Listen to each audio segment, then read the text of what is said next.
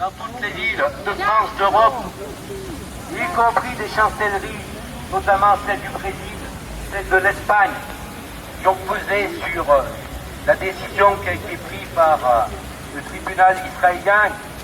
Ils ont fait plier, ils ont plié. Et nos deux amis sont libres. Je voudrais vous lire un appel qui vient d'être édité, un appel lancé à l'initiative de Global Soumoun Flosia, qui a été signé par de nombreuses forces politiques, associatives et syndicales. Les signataires demandent l'application effective des décisions rendues par la Cour pénale internationale pour briser le blocus, briser le silence face à la piraterie d'État. Cet appel a été publié aujourd'hui dans le journal Humanité, mais j'espère que dans d'autres organes de presse aussi pourra apparaître.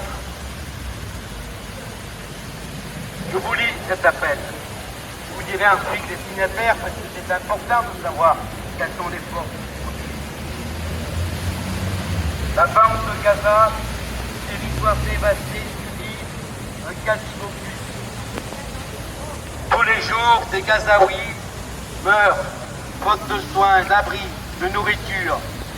Une pénurie organisée par les forces d'occupation israélienne. Face à cette situation, la société civile internationale s'est mobilisée à travers les flottilles, dont la Global Soumoun Flosia, initiative non violente pour soutenir la population palestinienne, briser le silence complice politique, médiatique et institutionnel et ouvrir des couloirs humanitaires comme l'exige le droit international.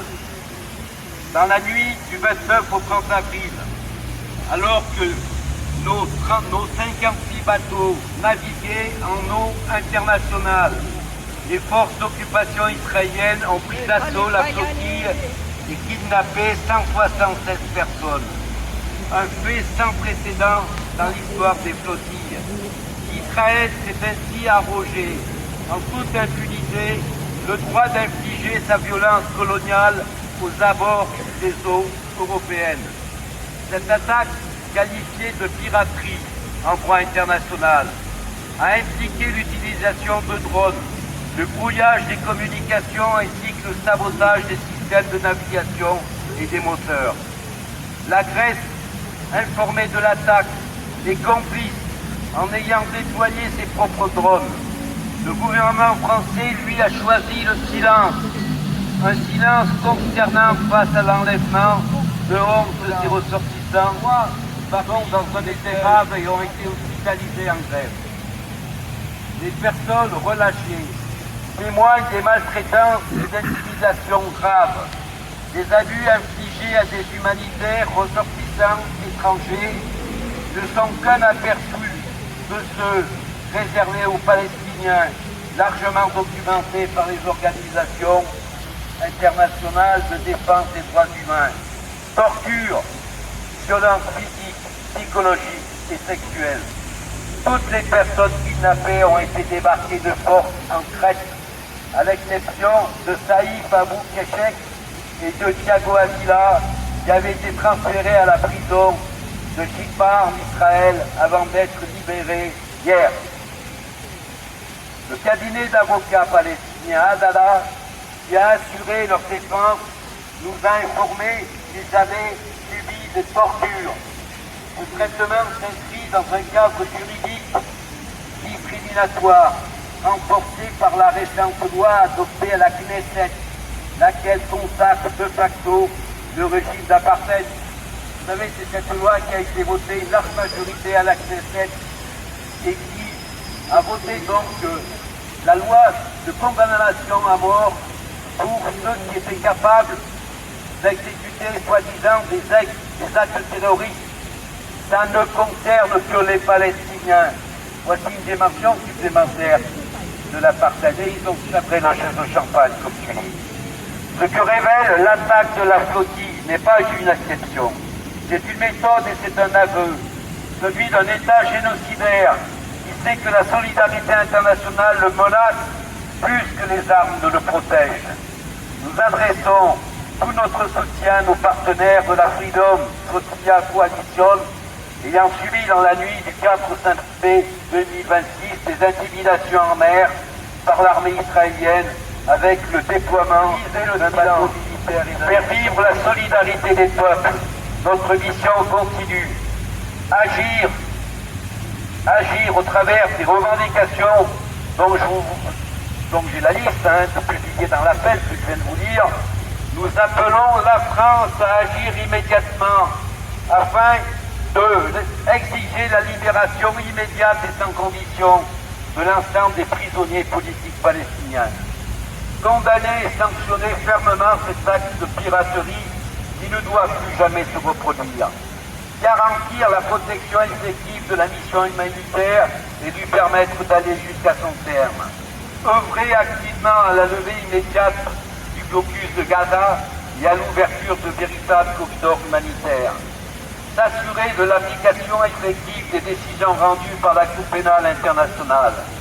Agir à l'échelle européenne pour la suspension des accords entre l'Union européenne et Israël et l'application de sanctions diplomatiques à l'échelle nationale et européenne.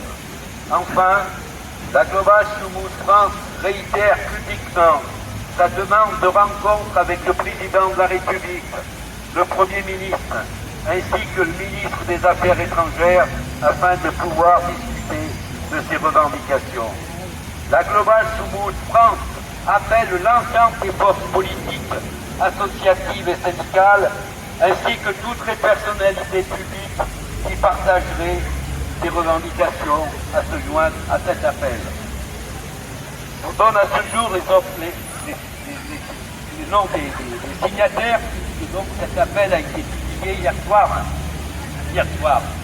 À ce jour ont signé le Parti communiste français, la France insoumise, les écologistes, l'APRE, Debout, le NPA, la CGT, Solidaire, FSU, Union étudiante, l'UNEF, Urgence Palestine, la FPS, l'UJFP, CEDEC, la Global Soumoud France, la Flottille de la Liberté pour Gaza France. Je vous donne quelques personnalités qui se sont joints à cet appel. Yann Brossat, sénateur PCF de Paris. Raphaël Primet, élu PCF au Conseil de Paris. Jean-Luc Mélenchon, fondateur de la France Insoumise. Les députés LFI à l'Assemblée nationale et au Parlement européen. Guillaume Meurice, HK, groupe de musique. Émilie Loiseau, autrice-compositrice, collectif ADN. Laura Cahen, autrice-compositrice, collectif ADN. Cali, auteur-compositeur, collectif ADN. Cédric Hérault, fondateur d'Emmaüs Citoyen. D'autres noms vont bien sûr se rajouter à cette liste, donc qui continue à renforcer encore le rapport de force, parce que c'est une question de rapport de force et de mobilisation. Bravo!